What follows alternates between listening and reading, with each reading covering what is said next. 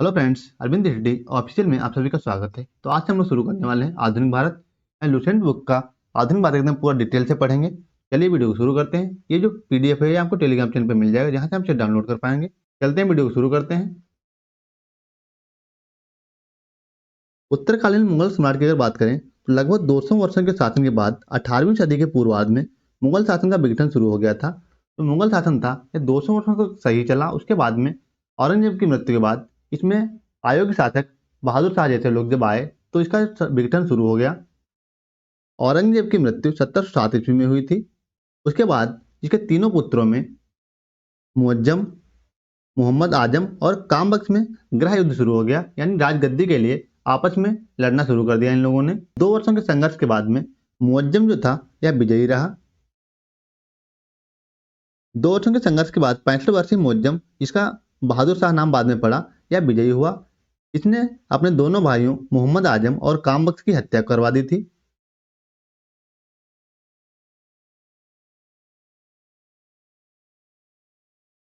इसके बाद देखते हैं मुअज्जम के बारे में। तो मुअज्जम का ही नाम बाद में बहादुर शाह प्रथम पड़ा। इसने गृह युद्ध के बाद में जब अपने दोनों भाइयों की हत्या करवाने के बाद में गद्दी पे बैठता है तो बहादुर शाह की उपाधि धारण करता है यह। इसके गृह युद्ध में यानी उत्तराधिकार युद्ध में गुरु गोविंद सिंह ने इसका साथ दिया था। यानी बहादुर शाह प्रथम का साथ किसने दिया था?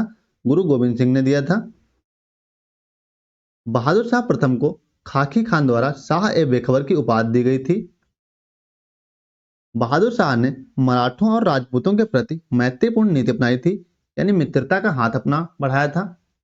1707 ईस्वी में संभाजी के पुत्र शाहू को मुगल कैद से आजाद कर दिया था। शाहू को औरंगजेब ने बंधक बनाया था, जिसे 1707 ईस्वी में बहादुर शाह ने मुगल कैद से आजाद कर दिया।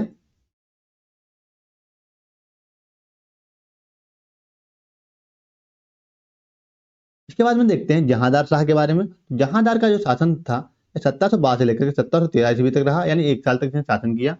यह जुल्फिकार खान की मदद से शासक बना था। जहांदार शाह का जहांदार शाह जो था यह बहादुर शाह का पुत्र था। जुल्फकार खान को प्रधानमंत्री नियुक्त किया था अपना, यानी जुल्फकार खान की मदद से शासक बना था, इसीलिए इसने जुल्फिकार खान को अपना प्रधानमंत्री बनाया। और इजारा प्रथा की शुरुआत की। इजारा प्रथा राजस्व एकत्रित करने की प्रणाली होती थी, जिसकी शुरुआत जहांदार शाह ने की और जजिया कर को समाप्त कर दिया था इसने। जहांदार शाह को लोग लंपट मूर्ख भी कहते थे। जहांदार शाह को ही लोग लंपट और मूर्ख कहते थे। जहांदार शाह ने अपने शासनकाल में एक लाल कुमारी नाम की वेश्या को हस्तक्षेप करने का आदेश दे रखा था।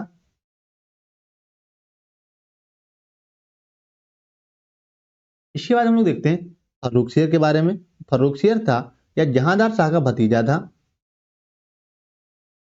इसका शासनकाल 1713 से लेकर के 1719 ईस्वी तक रहा। यह सैयद बंधुओं अब्दुल्ला खान और हुसैन अली की मदद से शासक बना था। इसे मुगल वंश का घृणित कार कहा जाता है, यानी फर्रुखसियर को ही मुगल वंश का घृणित कार कहा जाता है। फर्रुखसियर की 1719 ईस्वी में सैयद बंधुओं द्वारा हत्या करवा दी गई थी। हत्या करवाने का जो मुख्य कारण था, इसने सैयद बंधुओं के खिलाफ षड्यंत्र रचना शुरू कर दिया था, जिसका पता लगने के कारण सैयद बंधुओं ने इसकी हत्या करवा दी थी। मुगल शासकों में सबसे कम दिन का शासन की अगर बात करें तो रफी उद दराजत जो था, इसका शासनकाल 28 फरवरी से 6 जून 1719 ईस्वी तक रहा। मात्र कुछ दिन के लिए ही यह गद्दी पे बैठा। मुगल शासकों में सबसे कम दिन का शासनकाल इसी का रहा है। इसके बाद में रफी उद दौला शाहजहां द्वितीय के नाम से गद्दी पर बैठाया गया। यह अफीम का आदी था।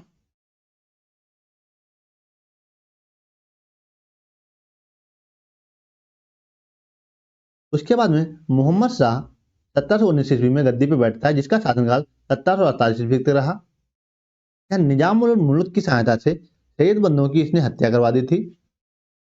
हैदर बेग जो तुरानी सैनिक था, यह 9 अक्टूबर 1720 ईस्वी को सैयद बंधु हुसैन अली खां की हत्या कर दी थी इसने।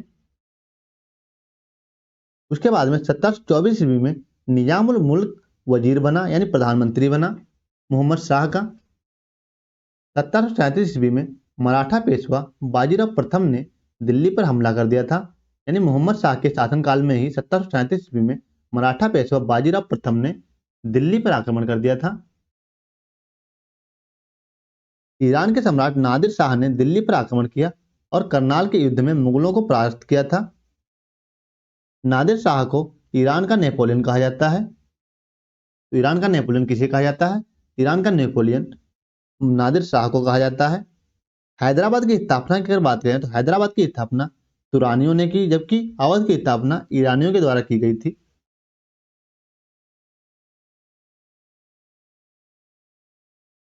इसके बाद में देखते हैं नादिर शाह के बारे में। नादिर शाह 1739 ईस्वी में दिल्ली पर आक्रमण करता है और 70 गुण की धनराशि तथा शाहजहां का बनवाया हुआ तख्ते ताउस तथा कोहिनूर हीरा लेकर फारस वापस लौटता है। नादिर शाह था, इसने 1739 ईस्वी में दिल्ली पर आक्रमण किया और वहां से 70 करोड़ की धनराशि और शाहजहां का बनवाया तख्ते ताउस तथा कोहिनूर हीरा लेकर फारस के लिए वापस लौट जाता है। नोट करके दिया हुआ है, तख्ते ताउस पर बैठने वाला अंतिम मुगल शासक मोहम्मद शाह ही था। मोहम्मद शाह को ही रंगीला बादशाह के नाम से भी जाना जाता है। मोहम्मद शाह के शासनकाल में हैदराबाद के चिनकलिज खान ने निजामुल मुल्क की उपाधि धारण की थी और 1725 ईस्वी में स्वतंत्र राज्य की स्थापना की।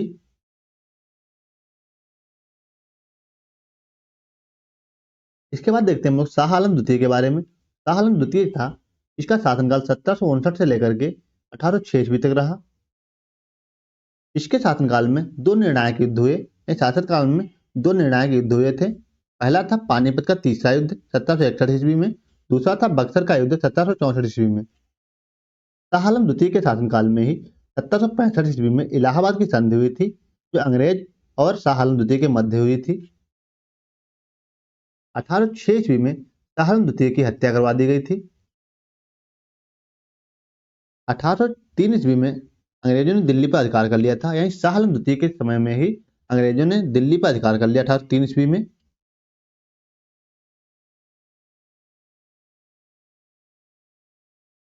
इसके बाद हम लोग देखते हैं अकबर द्वितीय के बारे में। तो अकबर द्वितीय जो था, इसका शासनकाल 1806 ईस्वी से लेकर के 1837 ईस्वी तक रहा। अकबर द्वितीय ने ही राम मोहन राय को राजा की उपाधि दी थी। यानी राम मोहन राय को राजा की उपाधि किसने दी? तो अकबर द्वितीय के द्वारा राम मोहन राय को राजा की उपाधि दी गई थी। 1835 ईस्वी में ईस्ट इंडिया कंपनी ने स्वयं को मुगल शासक के अधीन कहना समाप्त कर दिया था और मुगल शासकों के द्वारा जो सिक्के जारी किए जाते थे उन्हें भी जारी करवाना बंद कर दिया गया था। उसके बाद में देखते हैं बहादुर शाह द्वितीय के बारे में। तो बहादुर शाह द्वितीय की अगर बात करें, इनका शासनकाल 1837 ईस्वी से लेकर के 1857 ईस्वी तक रहा। यह अंतिम मुगल सम्राट था, यानी मुगल शासकों में सबसे अंतिम सम्राट की अगर बात करें तो बहादुर शाह द्वितीय ही था, जिसे 1857 की क्रांति में भाग लेने के कारण बंदी बनाकर रंगून भेज दिया गया था। तो इस वीडियो में इतना ही। अगर वीडियो अच्छा लगा तो वीडियो को लाइक करें और चैनल को सब्सक्राइब कर लें, ताकि इसी प्रकार के जीके वीडियो आप तक पहुंचते रहें। मिलते हैं नेक्स्ट वीडियो में। तब तक के लिए जय हिंद,